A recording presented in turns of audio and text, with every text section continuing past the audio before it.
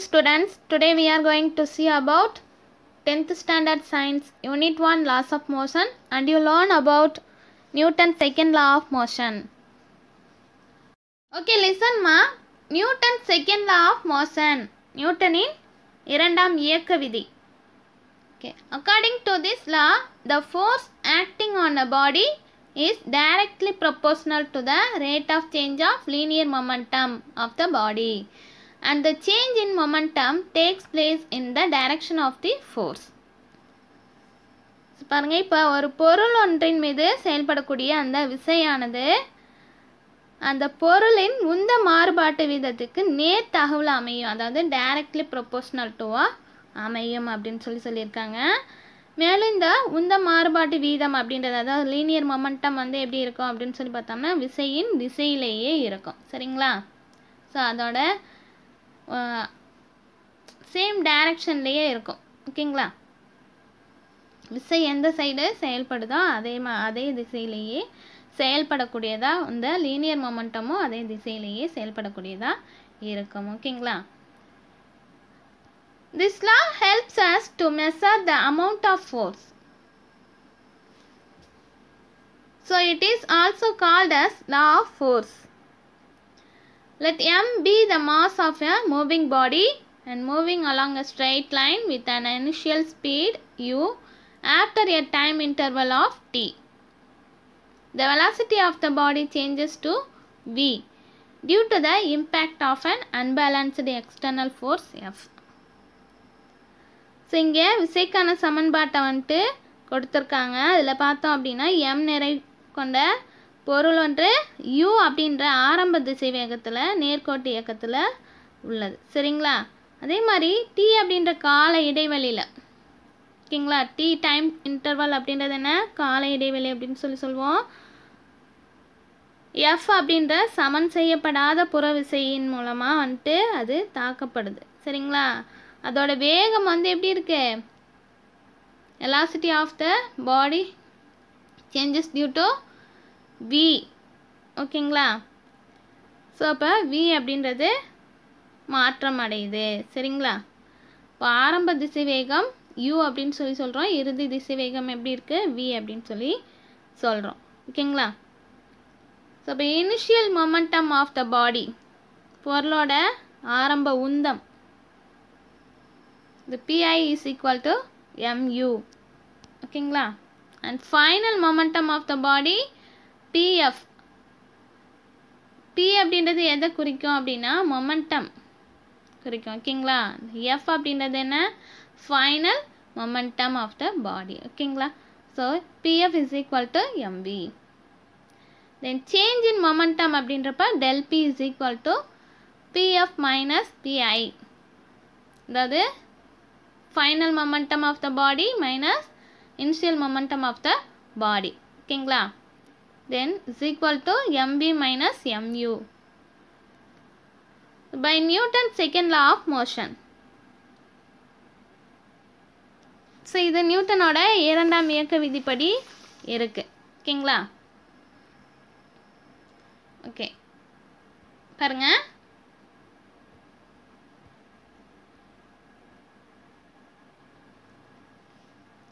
force F is directly proportional to rate of change of momentum. So F directly proportional to change in momentum by time. ஓகேங்களா? So இப்போ உந்த மாற்றம் per காலம் அப்படின்னு சொல்லுவோம். ஓகேங்களா? So F is directly proportional to mv minus mu divided by t. Then F is equal to km. k அப்படின்றது என்ன, கான்ஸ்டன்ட் அப்படின்னு சொல்லுவோம். ஸோ இங்கே k into m into v minus u. ஓகேங்களா? Divided by t. Here k is the proportionality constant. k அப்படின்றது என்ன, விகித மாறிலி அப்படின்னு சொல்லுவோம். ஓகேங்களா? So k is equal to 1 in all system of units. Hence F is equal to m into v minus u divided by t. So அனைத்து அலகு முறையிலையும் k is equal to 1 தான் இருக்கும். சரிங்களா? ஸோ அப்போ அதோட ஃபார்முலா என்னவா இருக்குது? F is equal to m into v minus uவா இருக்குது, u by t. ஓகேங்களா? Since acceleration is equal to change in velocity per time. acceleration அப்படின்றது முடுக்கம் அப்படின்னு சொல்லுவோம். ஓகேங்களா? முடுக்கம் is equal to change in velocity, அதாவது திசைவேக மாற்றம் per column. ஓகேங்களா? ஸோ இதை என்ன சொல்கிறோம்? A is equal to v minus u divided by t அப்படின்னு சொல்லலாமா? Hence we have m is equal to m into a. ஓகேங்களா? ஸோ இங்கே v minus u divided by tக்கு பதிலாக என்ன பண்ணுறோம்? acceleration into acceleration அப்படின்னு அப்ளை பண்ணுறோம். So force is equal to mass into acceleration. This is called Newton's second law of motion. ஓகேங்களா? So no external force is required to maintain the motion of a body moving with uniform velocity. சீரான திசைவேகத்தில் வந்துட்டு நகரக்கூடிய பொருளை தொடர்ந்து நகர்த்த புறவிசை எதுவும் தேவையில்லை அப்படின்னு சொல்லியிருக்காங்க. சரிங்களா? இப்போ when the net force acting on a body is not equal to 0, then definitely the velocity of the body will change.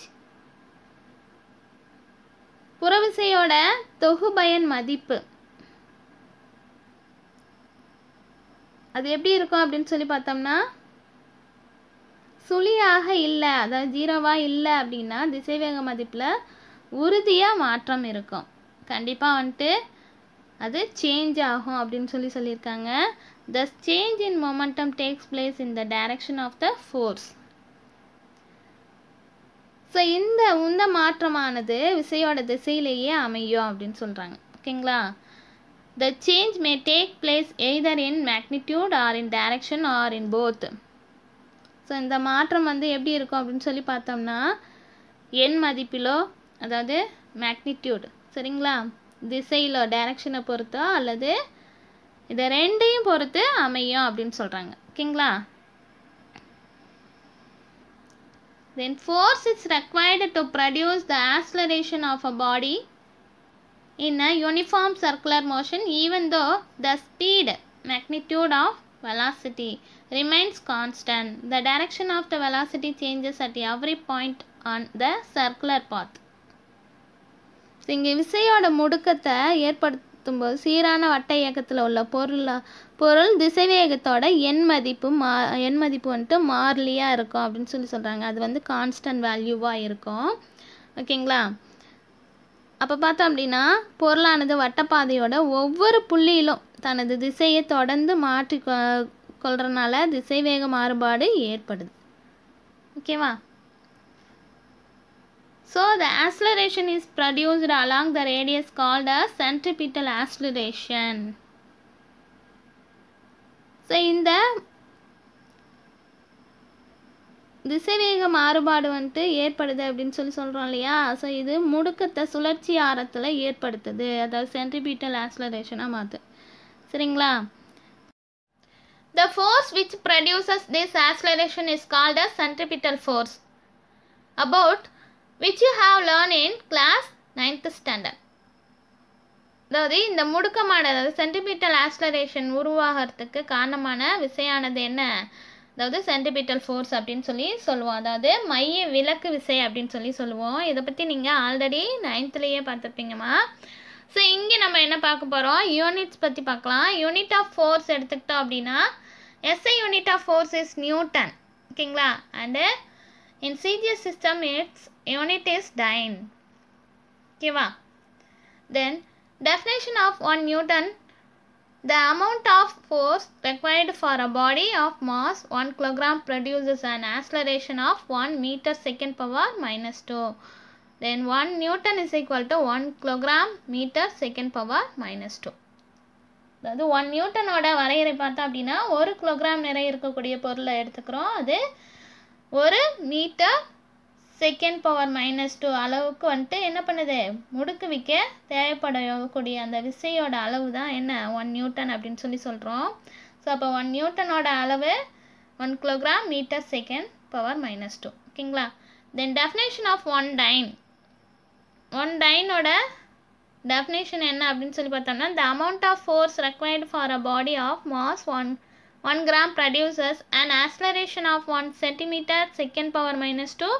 1 dyne is equal to 1 gram centimeter second power minus 2. Also 1 Newton is equal to 10 power 5 dyne. ஓகேங்களா? So இதோட definition பார்த்தோம் அப்படின்னா, 1 gram நிறையுடைக்கக்கூடிய பொருள் ஒன்றை 1 centimetre power minus 2 அளவுக்கு முடுக்குவிக்க தேவைப்படக்கூடிய அந்த விசையோட அளவை தான் நம்ம என்னன்னு சொல்கிறோம், 1 டைன் அப்படின்னு சொல்லி சொல்கிறோம். ஸோ 1 டைன் அப்படின்றது தான் என்ன, 1 gram centimetre second power minus 2.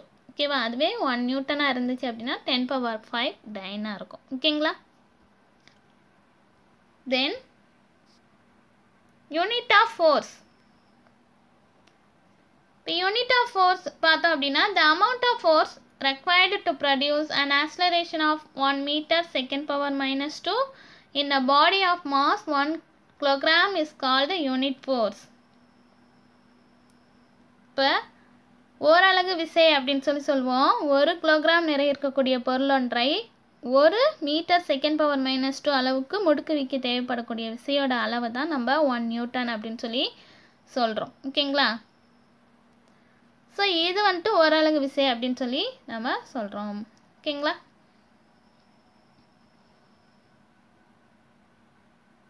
So இங்கே பார்த்தோம் அப்படின்னா, கிராவிடேஷ்னல் யூனிட் ஆஃப் ஃபோர்ஸ், அதாவது ஈர்ப்பியல் அலகு விசை அப்படின்னு சொல்லி சொல்லுவோம்.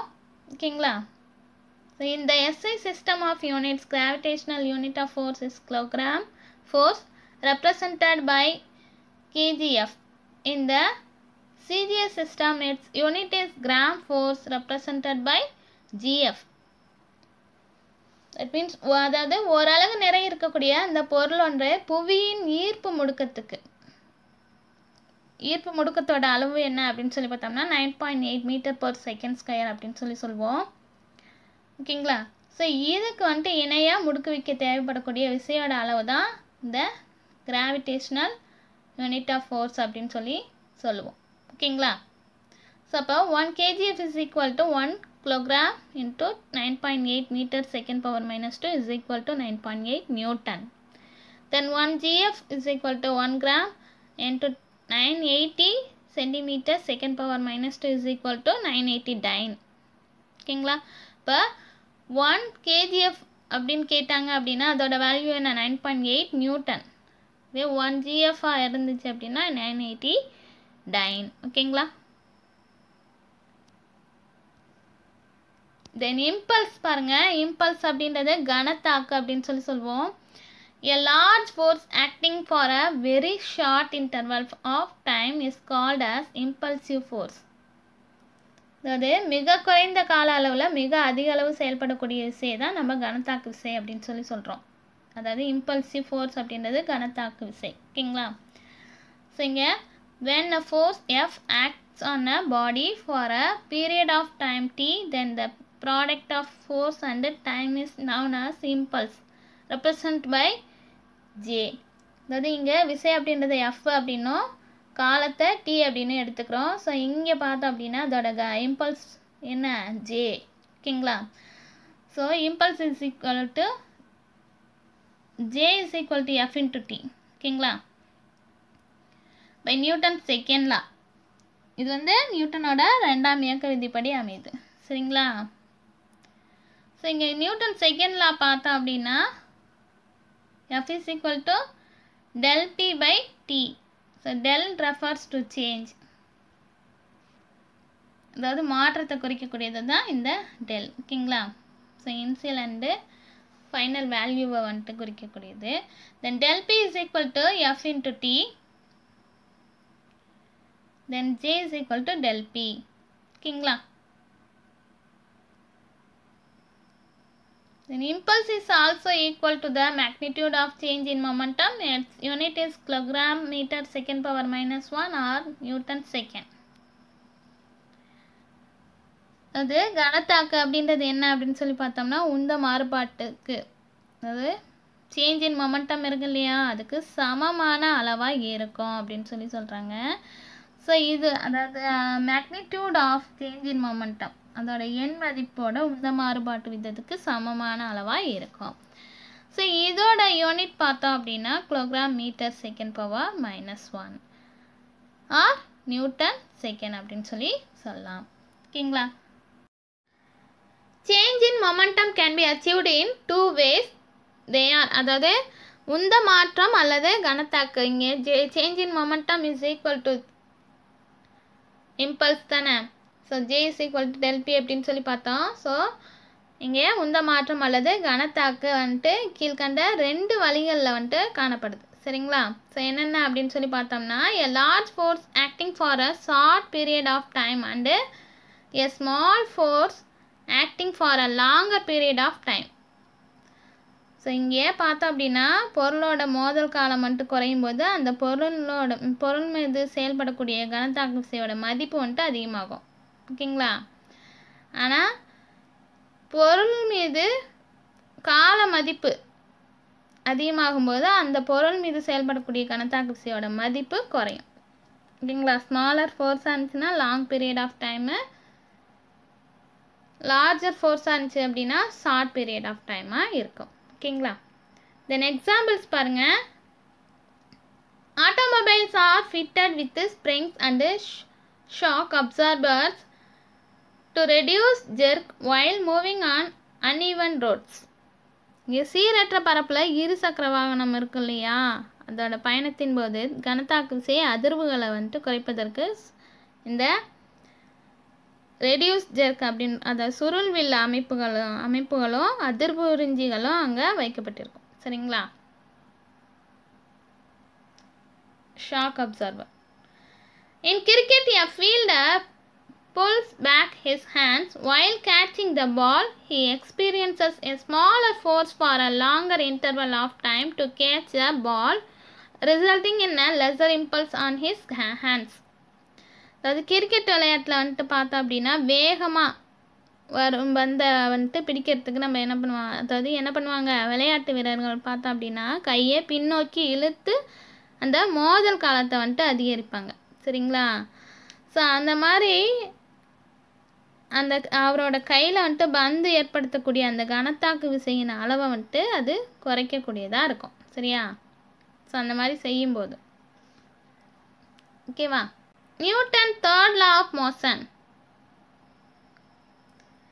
Newton's third law state that for every action there is an equal and opposite reaction. They always act on 2 different bodies. So இங்கே பார்த்தா அப்படின்னா ஒவ்வொரு விசைக்கும் அதுக்கு சமமான எதிர்விசை இருக்குது அப்படின்றது நமக்கு தெரியும் இல்லையா? விசையும் எதிர்விசையும் எப்போதும் இருவேறு பொருள்கள் மீது செயல்படக்கூடியதாக இருக்கும். ஓகேங்களா? If a body A applies a force Fa on a body B, then the body B react with the force Fb on the body A, which is equal to Fa in magnitude but opposite in direction.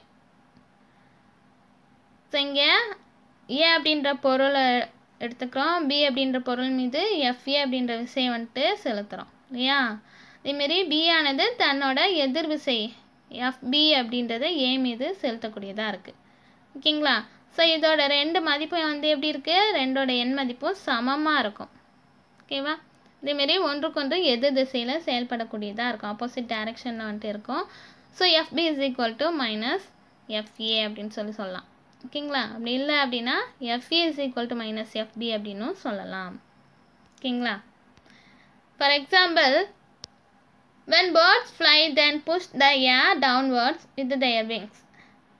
So இது வந்து action அப்படின்னு சொல்லுவோம். அதாவது பறவைகள் வந்துட்டு தன்னோட சிறகுகளோட விசை மூலமாக வந்துட்டு காற்றை வந்துட்டு கீழே தள்ளக்கூடியதாக இருக்கும். And the air pushes the bird upwards. So இது வந்து ரியாக்ஷன். அதாவது காற்றானது அந்த விசைக்கு சமமான விசையை உருவாக்கி பறவையை மேலே நோக்கி அதாவது மேல் நோக்கி பறக்க வைக்குது. சரியா? அங்கே ஏற்படக்கூடியது என்ன, எதிர் விசை. ஸோ ஒரு விசையை கொடுத்தோம் அப்படின்னா அதுக்கு நிகரான எதிர் விசையானது தோன்றும். சரிங்களா?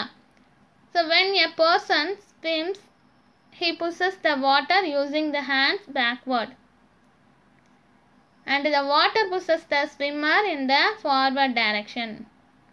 அதாவது இங்கே ஆக்ஷன் என்னவா இருக்கு, இப்போ ஸ்விம் பண்ணுறாங்க அப்படின்னா, ஒரு பர்சன் வந்துட்டு ஸ்விம் பண்ணுறாங்க அப்படின்னா அவங்க என்ன பண்ணுவாங்க, வாட்டர் அதாவது அவங்க ஹேண்ட்ஸை வந்துட்டு பின்னோக்கி தள்ளுவாங்க, பேக்வர்ட் டைரக்ஷனில் வந்துட்டு தள்ளுறாங்க இல்லையா. ஸோ அதன் மூலமாக வந்துட்டு விசையானது உருவாகுது. ஸோ இது வந்து நம்ம என்னன்னு சொல்லுவோம், ஆக்ஷன், விசை அப்படின்னு சொல்லுவோம். ஸோ அதுக்கப்புறமா the water pushes the swimmer in the forward direction. So அந்த நீரானது வந்துட்டு என்ன பண்ணுது, அந்த நபரை வந்துட்டு முன்னோக்கி செல்றதுக்கு வழிவகுக்குது இல்லையா. ஸோ அங்கே சமமான எதிர்விசையானது தோன்றுறது. ஓகேவா. when you fire a bullet, the gun recoil backward and the bullet is moving forward and the gun equalizes this forward action by moving backward reaction. அதாவது இப்போ துப்பாக்கி சுடும்போது என்ன ஆகுது அப்படின்னு சொல்லி பார்த்தோம்னா, குண்டு விசையோட முன்னோக்கி செல்ல அதற்கு சமமான எதிர்விசையானது வந்துட்டு குண்டு வெடித்த பிறகு துப்பாக்கி பின்னோக்கி நகருது. ஸோ இப்போ குண்டு முன்னோக்கி போகணும் அப்படின்னா நம்ம என்ன பண்ணோம், அதை பின்னோக்கி இழுக்கும்போது தான் குண்டானது முன்னோக்கி நகர்த்தப்படுது இல்லையா. ஸோ அப்போ அங்கே ஆக்ஷன் ரியாக்ஷன் ரெண்டுமே நடக்கும். ஆக்ஷன் அப்படின்றது ஃபார்வேர்டாக இருந்துச்சு அப்படின்னா ரியாக்ஷன் அப்படின்றது பேக்வேர்டாக இருக்கும். ஓகேங்களா.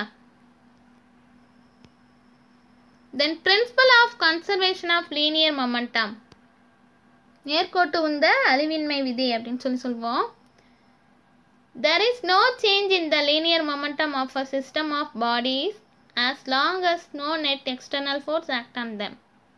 அது புறவிசை எதுவும் செயல்படாத வரையிலும் ஒரு பொருளானது அதோட அமைப்பின் மீது மொத்த நேர்கோட்டு உந்தமும் மாறாமல் இருக்கும். சரியா. அதில் இருக்கக்கூடிய லீனியர் மொமெண்டம் வந்து எந்த விதத்திலையும் மாறுபடாது. Let us prove the law of conservation of linear momentum with the following illustration. அதாவது நேர்கோட்டு உந்த அழிவின்மை விதியை வந்துட்டு நம்ம ஒரு சில எடுத்துக்காட்டுகள் மூலமாக நிரூபிக்கலாம். சரிங்களா. ஸோ இங்கே பார்த்தோம் அப்படின்னா மாஸ் எடுத்துக்கிறாங்க. ஓகேங்களா. Mass A and B.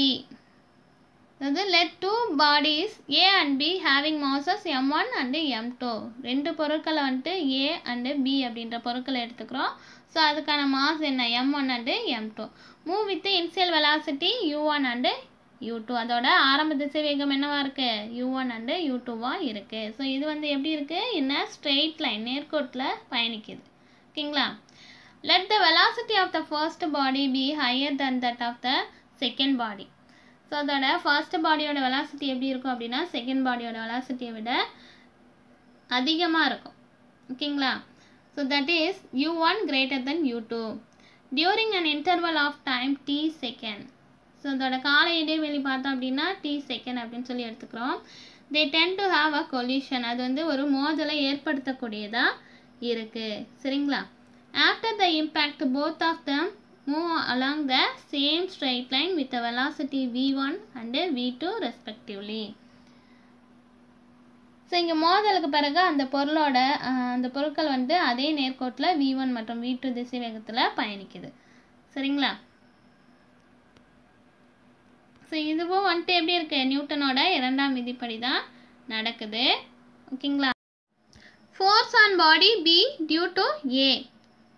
ஏன் மீது B செயல்படுத்தக்கூடிய விசையானது FA is equal to M2 into V2 minus U2 divided by T. Force on body A due to B அப்படின்றது, அதாவது B மீது A செயல்படுத்தக்கூடிய விசை அப்படின்னு சொல்லி பார்த்தோம்னா FB is equal to M1 into V1 minus U1 divided by T. ஓகேங்களா. So by Newton third law of motion, action force is equal to reaction force. இங்கே நியூட்டனோட மூன்றாம் விதிப்படி பார்த்தோம் அப்படின்னா action of force is equal to reaction force. ரெண்டுமே எப்படி இருக்கும், ஈக்குவலாக இருக்கும். விசையும் எதிர் விசையும் ஈக்குவலாக இருக்கும். So FB is equal to minus FA. ஓகேவா. So M1 into V1 minus U1 divided by T is equal to minus M2 into V2 minus U2 divided by T. So இது எப்படி எழுதலாம், M1 V1 plus M2 V2 is equal to M1 U1 plus M2 U2 அப்படின்னு சொல்லி எழுதலாம். ஓகேங்களா. The above equations confirm in the absence of an external force, the algebraic sum of the momentum after collision is numerically equal to sum of the momentum before collision. Hence, the law of conservation of linear momentum is proved. So, இங்கே இந்த சமன்பாட்டின் மூலமா வந்துட்டு வெளி விசையோட தாக்கம் ஏதும் இல்லாத போது மோதலுக்கு பின் உள்ள மொத்த உந்த மதிப்பு மோதலுக்கு முன் உள்ள மொத்த உந்த மதிப்புக்கு சமமாக இருக்கு. ஸோ அதாவது பிஃபோர் கொலிஷனும் ஆஃப்டர் கொலிஷனும் எப்படி இருக்கு, சமமாக இருக்கும். சரிங்களா?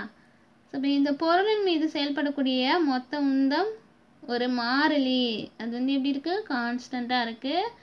இப்போ அது நேர்கோட்டு உந்த அழிவின்மை விதியை நிரூபிக்கக்கூடியதாகவும் இருக்கு.